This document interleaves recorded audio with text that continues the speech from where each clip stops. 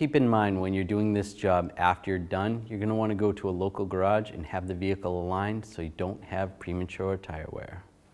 I'm going to take the wheel off, use a 17mm socket. Take these lug studs off. So I'm going to hold the wheel on. Take that stud off, and then grab the wheel, take it off. We're going to take the shield off. There's all these screws all along here. They're 8mm. There should be one there, and then the same on the other side. Use an 8mm socket. Take all these out. All right, and then just pull this down, slide it back. Take these two out as well. Slide this panel out of the way, just like that. Be careful of the wire for the ambient air temp sensor. If you have to, you can disconnect it. And we want to get that nut off right there, that bolt. I'm going to use a 10mm socket.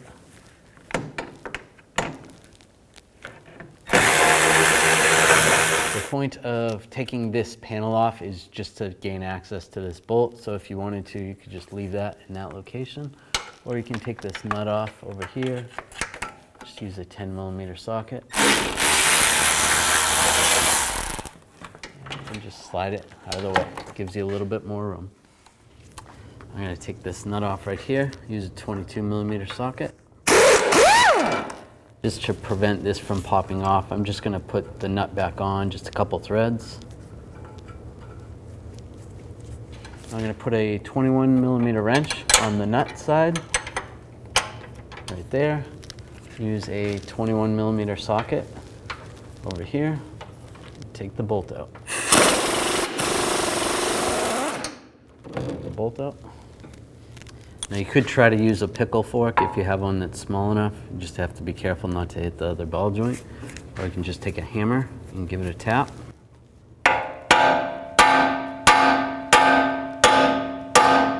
And get it separate from the ball joint. You can take the nut back off, pull the arm right off. Now you can take this ball joint out without taking this lower arm off. It's just a lot easier. If you pull it off, then it's not going to be in your way. We're doing it for the video. There's two bolts I need to take off. I'm going to use an E12 socket. Take that one off. And take the inboard one off. You might have to use a wobble extension to get the inboard one off. Or even a swivel. Most of the time, if this isn't too rusty, you can take a chisel and a hammer and just try to separate this. All right, so ours is really frozen in there. So we're actually going to take the axle out and then we'll be able to press it down at a better angle. Right now, this isn't going to work for us.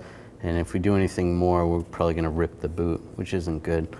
So we're going to end up taking the tie rod off. This other lower ball joint, and take the axle nut off and just slide the axle out of the way. I want to take this axle nut off. I'm going to use a chisel and just bend these tabs back over so that I can loosen up the nut.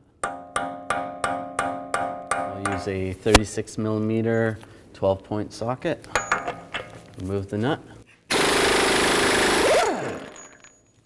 And I'll just take a punch so I don't mess up the threads. Just give the axle a tap, try to break it free from the hub. You don't have to press it completely out, just get it loose. I'll use a 22mm socket, take off the outer tie rod end. Take that nut off. And this tie rod end's loose enough to just pull it out. You can always take a hammer and give it a tap. Just don't mess up the threads. You could always put the nut on first and tap on the nut. We're going to take this bolt out. I'm going to use a 16mm wrench and an 18mm socket. Take that nut off first. And you can take the bolt out. I can just swing that lower control arm down. So taking the control arm off right here, then I don't have to disconnect this ball joint. So I don't have to do that. I can just swing this out. Just gonna give the axle a tap. There we go.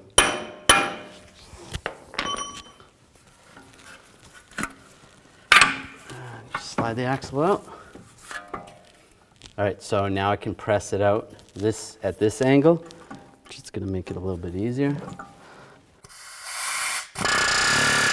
There we go. It's starting to move. There it is. It's all about the angle. All right, I'm just going to take a wire brush and just clean this out. Take a new ball joint. I'm just going to put a little anti-seize on here, just so if I ever have to do this again, it won't get stuck in there like the old one was. That's good. And then there is a tab right here that's going to go, you're going to have that one go away from the other ball joint, because if you turn it around, it's not going to fit in there properly. Get that lined up. Take the 2 bolts. Let's just get these started. All right, try to tighten these evenly so that it doesn't go in there crooked. And if you see that it starts struggling to the point where it's almost bending the ears, you can take a punch and tap it up. If you had a socket that was big enough to fit over the boot, that would be ideal. Use a socket and just hammer it up there.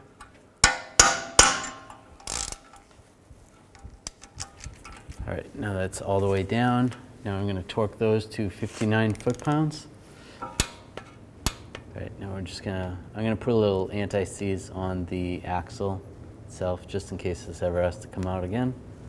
And then line the axle up with the knuckle. Slide that in position. Now we can line this arm up.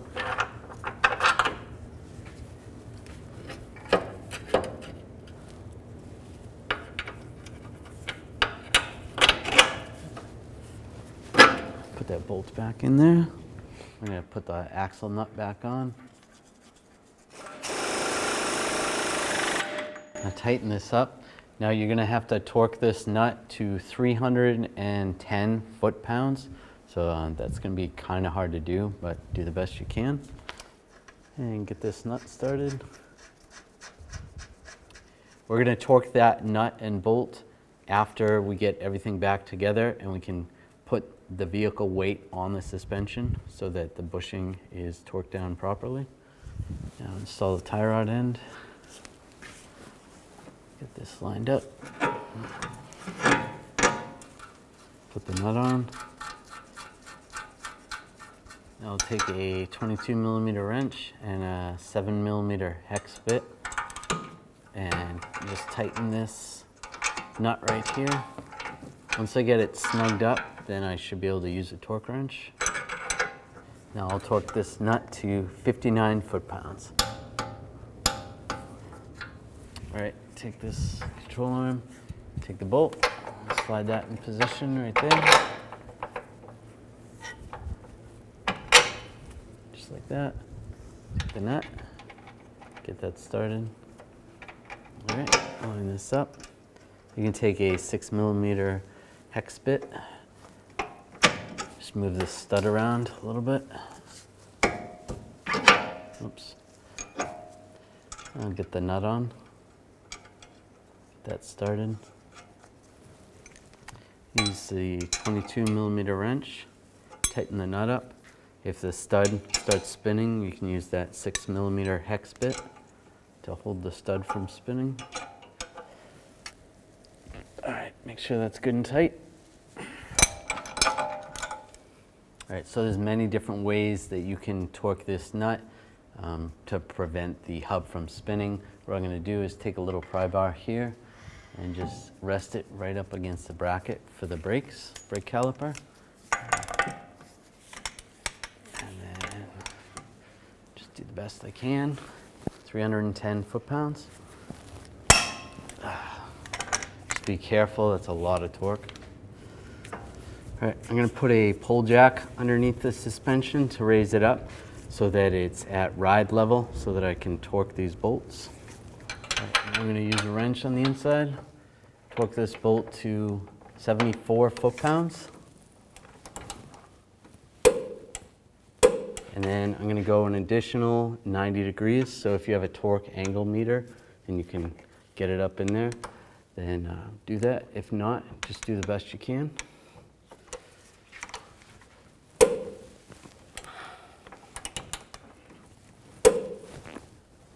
right, that's 90 degrees. We'll torque this bolt to 74 foot-pounds.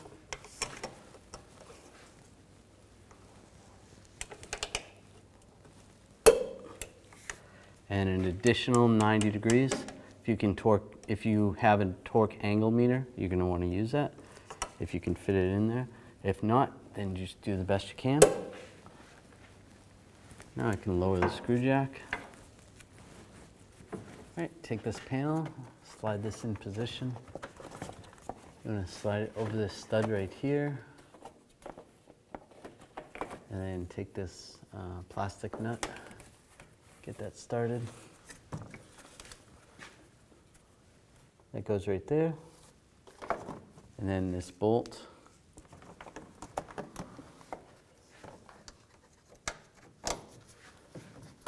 goes right there. All right, now I'll tighten this up.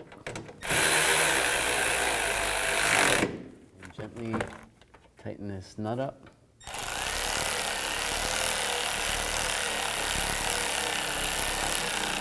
It is plastic, so be careful.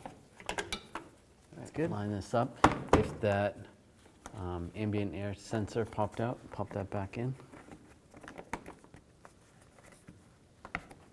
That's good.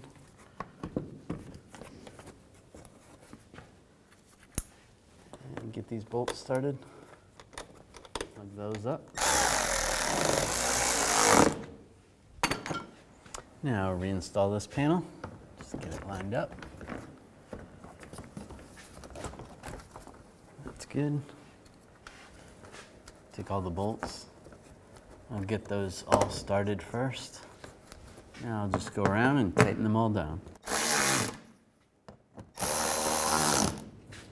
So that the nut doesn't loosen up, there's these little tabs. What you need to do is just take a punch and you just need to peen over the nut, just like this.